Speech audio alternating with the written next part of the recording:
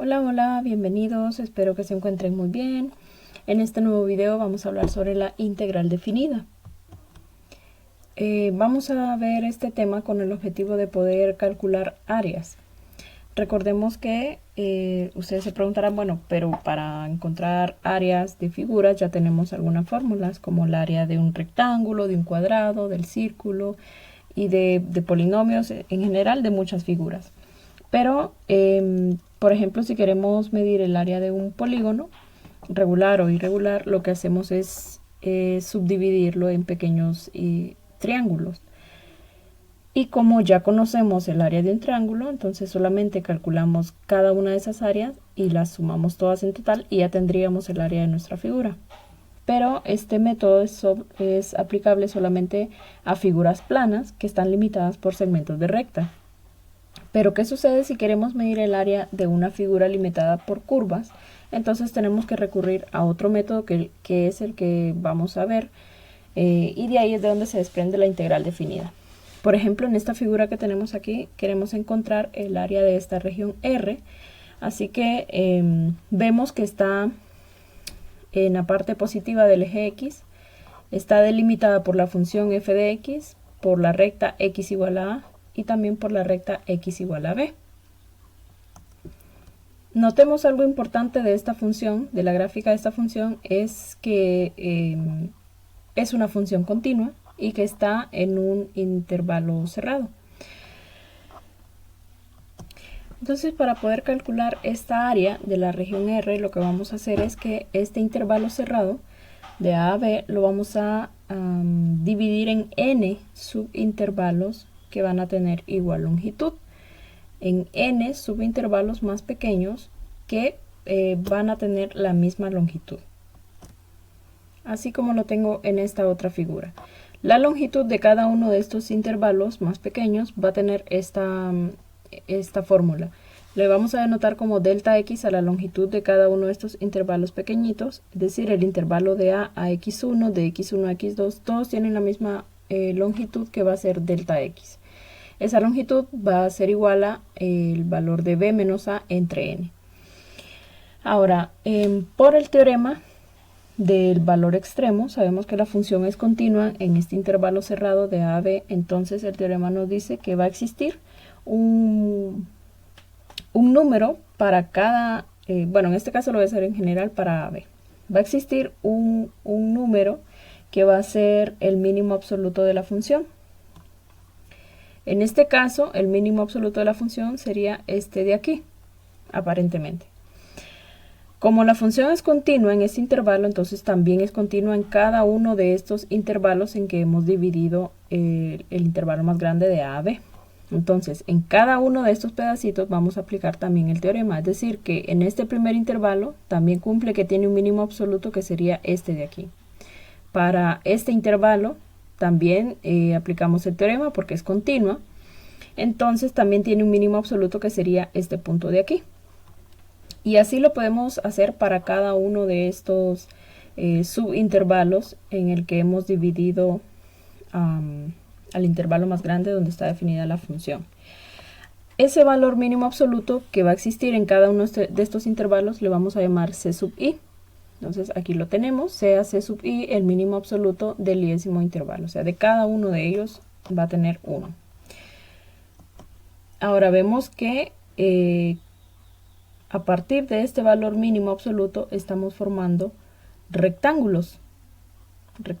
Entonces, si nos fijamos, estos rectángulos tienen como base delta x y como altura van a tener la imagen de ese valor mínimo absoluto que hemos encontrado en cada intervalo. Lo que estamos tratando de hacer es aproximar el área de la región R mediante rectángulos. Entonces ya conocemos la fórmula para calcular el área de un rectángulo, que es la base por la altura. Y así lo haríamos para cada una de estas áreas. Las sumamos todas y eso aproximaría, no sería igual todavía, sino que aproximaría a el área de esta región. Pero si ustedes se fijan, hacen falta aquí unos espacios. Por eso es que todavía no decimos que es exactamente igual a esta región, sino que es una aproximación. Pero podemos seguir aproximándola si hacemos que estos intervalos sean más chiquitos cada vez. Entre más pequeño sea la longitud del intervalo, entonces más precisa va a ser la aproximación del área bajo la curva. Si recordamos ahora la fórmula del área de un rectángulo, que sería la base por la altura. Esta sería el área para cada uno de estos pequeños rectángulos que tenemos en la figura. Entre más grande sea el número de rectángulos, más próxima vamos a tener el área de esta región. Como lo que estamos haciendo es sumando cada una de estas áreas, entonces el área que se forma por la suma de estos rectángulos lo vamos a llamar S sub n. Entonces la suma de estas áreas la vamos a denotar de esta forma. Esta letra sigma mayúscula representa la sumatoria del área de cada uno de estos rectángulos. El área es la base por la altura para cada i desde 1 hasta n, es decir, para los n rectángulos. Recuerden que tiene altura distinta, pero la base sigue siendo de misma longitud. Y como les decía, entre más grande sea el número de rectángulos, entre mayor sea el número de rectángulos, más se va a ir aproximando el área bajo la curva. Entonces, ¿qué sucede si aquí tratamos de escribir infinitos rectángulos? Para que esta área de S sub n sea exactamente o ya casi igual a la región R, lo que vamos a hacer es evaluar el límite cuando n tiende a infinito, es decir, cuando tenemos infinitos rectángulos. Entonces tenemos ahora que el área de la región R va a ser el límite cuando n tiende a infinito de esta sumatoria que tenemos aquí. Ahora, definimos la integral definida de la siguiente forma. Si tenemos una función que está definida en un intervalo cerrado de a a b, entonces la integral definida de la función f en ese intervalo va a estar denotada por esta parte que tenemos aquí. Este es el signo de la integral, este va a ser en el extremo inferior y este el extremo superior, o límite inferior y límite superior. Y va a estar dada por esta fórmula de aquí. Tenemos aquí el límite cuando la norma de delta x tiende a 0 de esta sumatoria. Si nos fijamos, esta sumatoria es exactamente la misma y en definición esto simboliza lo mismo. Aquí lo que estamos diciendo es que n tiende a infinito, es decir, el número de rectángulos va a ir aumentando.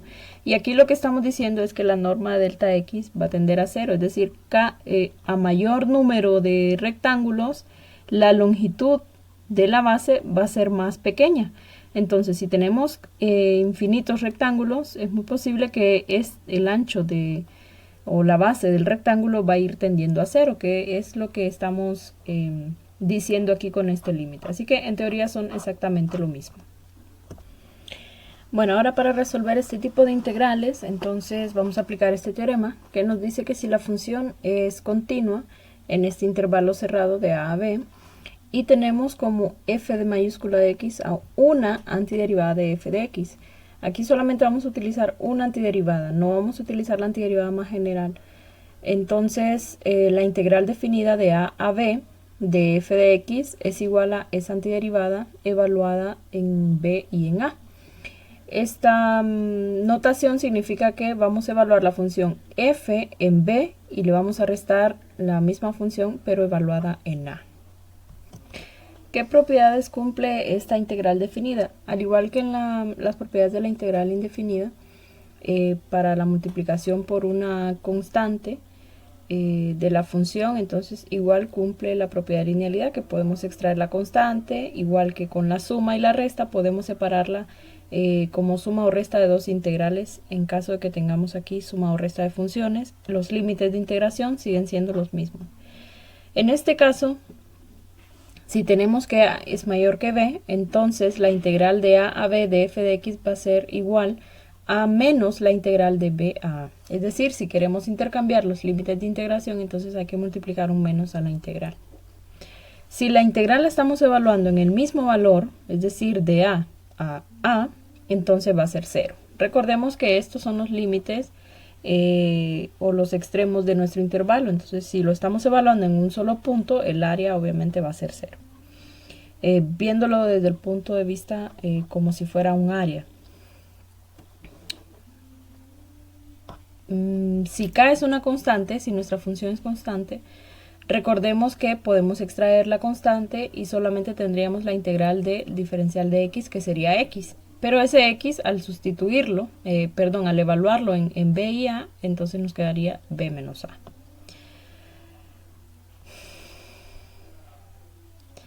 Ahora veamos este caso. Si la función es integrable en estos intervalos, es decir, que el valor de c es un valor que está entre a y b, entonces la integral de a a b la podemos separar como la suma de dos integrales, pero con límites de integración distintos. Tomaríamos ahora la integral en el intervalo de a a c y luego le sumaríamos la integral en el intervalo de c a b.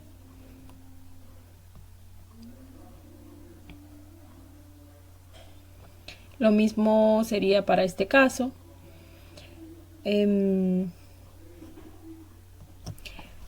Bueno, también tenemos dos propiedades importantes que sería que la integral de menos a al valor de a de la función f de x va a ser 0 si esa función es impar.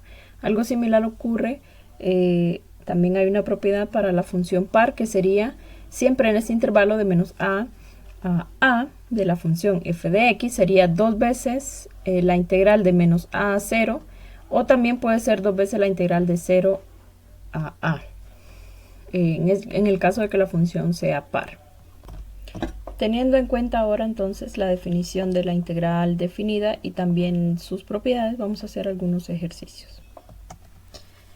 Lo primero que vamos a hacer es resolver la integral indefinida, es decir, sin estos valores de aquí, porque igual esto nos sirve solamente para evaluar el resultado al final.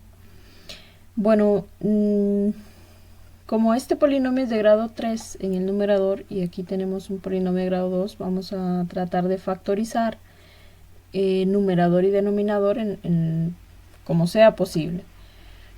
En el numerador, estos tres coeficientes, 3, 24 y 48, son múltiplos de 3 y tienen también factor común la variable x. Entonces los voy a agrupar aparte, y este de aquí vemos que es un trinomio cuadrado perfecto. Reagrupando como factor común 3x, este término en el numerador es exactamente que en el denominador, y ya habíamos hecho la observación de que es un trinomio cuadrado perfecto, entonces lo factorizamos.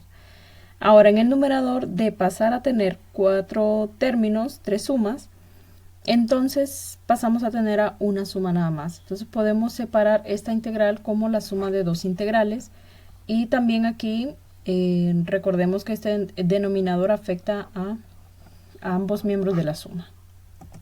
Separándolas, en la primera integral este término es 1, entonces solamente nos quedaría la integral de 3x. Ambas integrales ahora con alguna sustitución ya podemos resolverla. La primera sale directa porque podemos extraer el 3 por ser una constante, y luego solamente tenemos la integral de x por d de x, que sería x cuadrado sobre 2. Y para esta segunda integral vamos a utilizar un cambio de variable. Vamos a llamar u a x menos 4. Entonces el diferencial de u va a ser el mismo que el diferencial de x y solamente cambiamos la variable. Siendo esta la respuesta para esta integral. Recuerden que cuando tenemos la integral definida estamos omitiendo la constante de integración. Ahora este resultado lo vamos a evaluar en menos 2 y 3. Recordemos que si hacemos cambio de variable, entonces tenemos que volver a la variable original, porque en esa variable inicial es donde vamos a hacer la evaluación. Utilizando ahora el teorema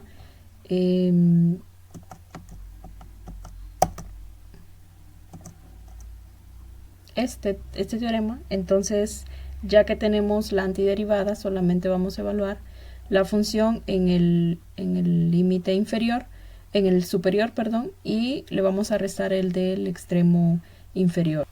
Evaluando en el resultado, sería entonces esta antiderivada evaluada en 2, que es sustituir en lugar de x2, y luego le restamos esta misma función pero evaluada en menos 3. El resultado nos va a dar menos 40 séptimos.